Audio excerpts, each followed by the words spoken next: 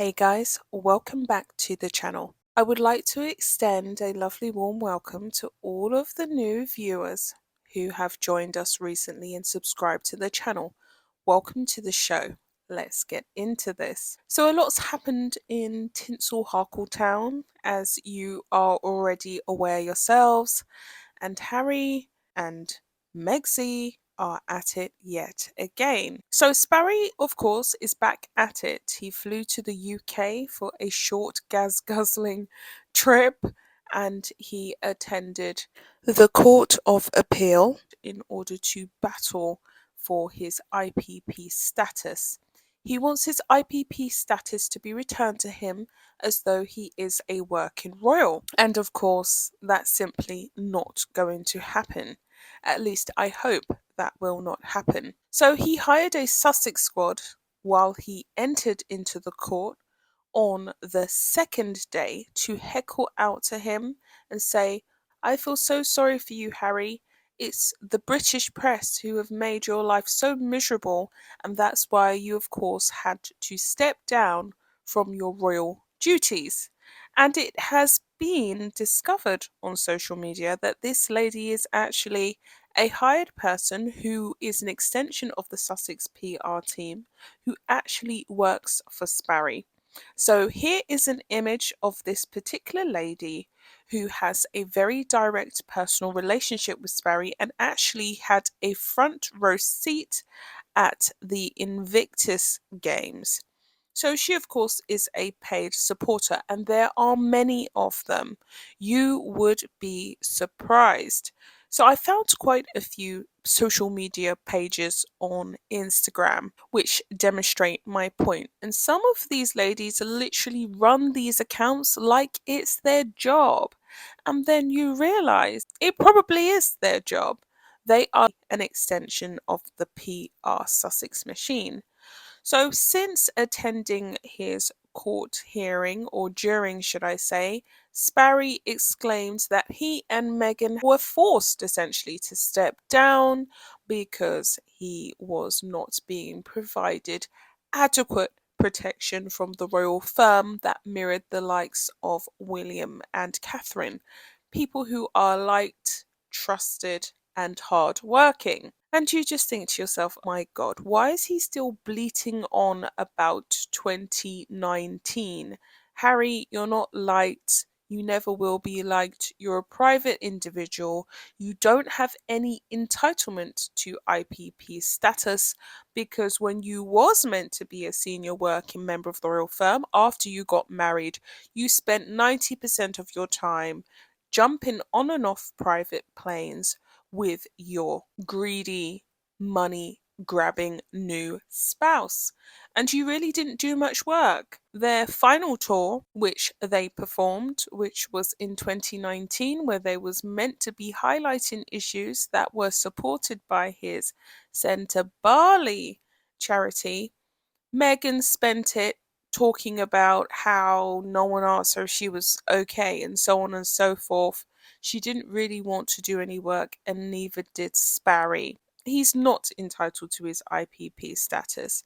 But lo and behold, here he is moaning and essentially saying that he needs that IPP status because it's stopping him from visiting the UK with his wife and children, and they feel unsafe and they feel unprotected and blah. And he's challenging Judge Ravik's original decision, which was laid clear and bare for him to understand in February 2024. But of course, he doesn't want to hear that, does he? This is Sparry we're talking about, the entitled pompous prince. After his case, basically whining and talking about how the Taliban want his head on a platter, even though he served his own head on a platter by saying that he shot them down like a pack of cards, or was it chess or chess checkers, something of the like, in his spare book. Sparry is saying that he needs that security. He wants it 24 hours a day, 365 days a year at the expense of the British taxpayer. Now, he's also gone on to talk to the Telegraph, whereby he's exclaimed that he is exhausted by his lengthy legal battle to reinstate his police protection. Which, I mean, it's just a joke. He actually thinks he's going to get it back. Harry believes that his UK security was removed to force him back into Britain and establishment life. Now, I think I can speak for a lot of British people that we wouldn't want Harry back here under any circumstances. It's simply because you're not entitled, mate. He also says he was prompted to sue the Home Office, but said he had been overwhelmed by the legal action, which has lasted more than 3 years. Oh, it's also inconveniencing for you, isn't it, Sparry? He told The Telegraph after a 2-day hearing at the Court of Appeal in London this week that the removal of his police protection was difficult to swallow, and that all of his legal cases, including his legal battles with the tabloids, that this was the most important battle that he has faced to date. And you just think to yourself, oh my God. So he did hark back to the Sandringham summit, which occurred between William and all of the senior members of the royal firm, the Queen at the time, Prince Philip at the time, King Charles, who was then Prince Charles at the time. And he said he was assured that he would be provided adequate police protection when he and Meghan stepped down so that they could have this half in, half out blogging type weird self promoting, self grandizing existence that no one really cares about. We just want them to go away, don't we? And he said that he was essentially lied to, and that after he formally stepped down and resigned from his royal duties to be a private citizen, which he hasn't quite processed in his small brain that he actually is a private citizen now, that he would still have his police protection, his IPP status. And then the king, of course, and the queen and the rest of the royal firm actually informed him, no, Sparry, you are a private individual and we have no say in this. You're going to have to battle with higher authorities who actually make these decisions. And he has argued against this and essentially said that he believes his father could have done something to reinstate his royal status. So there's just a lot going on here. And the truth of the matter is that I really hope that the poor British taxpayers like myself do not have to pay for the expenses of someone like Sparry, and especially not Rachel Ragland, because that would be quite stomach churning, wouldn't it? And I think we've paid enough. I think we can see the entitlement, the attitude, and everything of the fact. So he also added during his court case, he does not accept that bespoke means better. In fact, in his submission, it means he has been singled out for different, unjustified, and inferior treatment. Well, essentially, you are inferior because you're no longer a senior member of the royal working family. You have decided to become a private individual, and with that, you lose privileges that you were once afforded being an active working member of the royal firm. You're a regular person now, Harry. That's what you wanted. That's what it was all about. You wanted to be with a common wife, someone who was classless, someone who was tacky, someone who was rude, someone who had no family values, someone essentially who just does what she wants to do, someone who's spiteful, someone who's a bully, and you co signed all of those character traits and you adopted them. You now have no relationship with your family. You don't have any of the royal duties or responsibilities. It's carried through in your philanthropic work, which has fallen apart at the seams, and you essentially are just a regular person, running around in California and LA, in Tinseltown, doing what the hell you want. And yet you still want to have the privileges of what a hard working, humble senior member of the royal firm would have, and it's just not going to happen. It's absolutely ridiculous.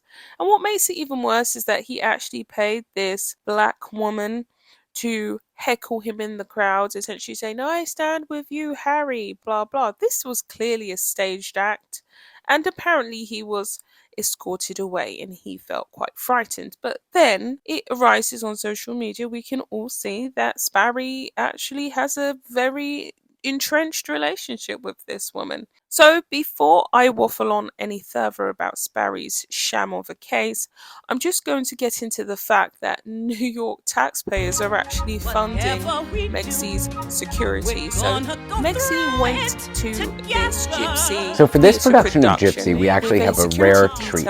We have gone back to the 1959 NYPD officers, which sources have leaked was actually funded by New York taxpayers. And you'll see a couple of pictures here whereby you have the decoy car, Meghan's car, NYPD in front, and another decoy car. And also she had 3 other cars in hot pursuit and protection of her. She demanded this, she requested this. She said, I don't feel safe unless I have it, and I am a Duchess, call me Sussex, to go to this Broadway production that essentially wasn't anything to do with or about her. But of course, she's hard at work at this point with Sparry to bury the Sentebale story, whereby she's exposed as a nasty prejudiced against black women, along with her husband Sparry. And they're trying to bury the story. So she stood next to this lady called Audria McDonald, who, with no uncertain terms, has always been a staunch, solid Meghan supporter. And as you look at these pictures of her daughter, you can see why. They pretty much look the same. So we know where she stands in the puzzle of it all. Now, this production, the main starlet of it was a lady called Joy Woods, a young upcoming actress who is very pretty. And, you know, it's just very sad that these women of colour allow themselves to be bowled over by the Duchess of Sussex title, which Meghan, of course, doesn't even really care about, because she associates it with racism and oppression and suicidal thoughts. And essentially, she's using it to open doors in Hollywood by the day, but she desperately is trying to bury this story. So she went to the production, she stood in the middle for whatever reason, I don't know what. Why would they take pictures with her in the middle? She wasn't in the production, she doesn't have any talent, and she was also seen rapidly scratching her hair. I don't know what that was all about, but she just didn't really look that fantastic. She looked like she was doing the whole me again, it's all about me. Now, I'm really shocked that taxpayers in New York are having to fund Meghan's security detail when she's essentially a private individual woman and she's just a regular person. She's not a senior member of the royal firm. And so I really do advise New Yorkers, or any New Yorkers listening to this, to dig deeper and to make a petition to the governors and state officials of New York in order to have this investigated. She should not be using taxpayer funded services for her security detail. And of course, we all know that the likes of Beyonce, Rihanna, Jay-Z, Bradley Cooper, all of these A-listers generally fund their own security detail, and most of them, it is customary, only attend with one car and then the main car that they're traveling in. This security detail really was evidence that she's just a narcissist and she has conflated self-importance. So with all that being said, guys, I'll be back with another video. Bye, guys.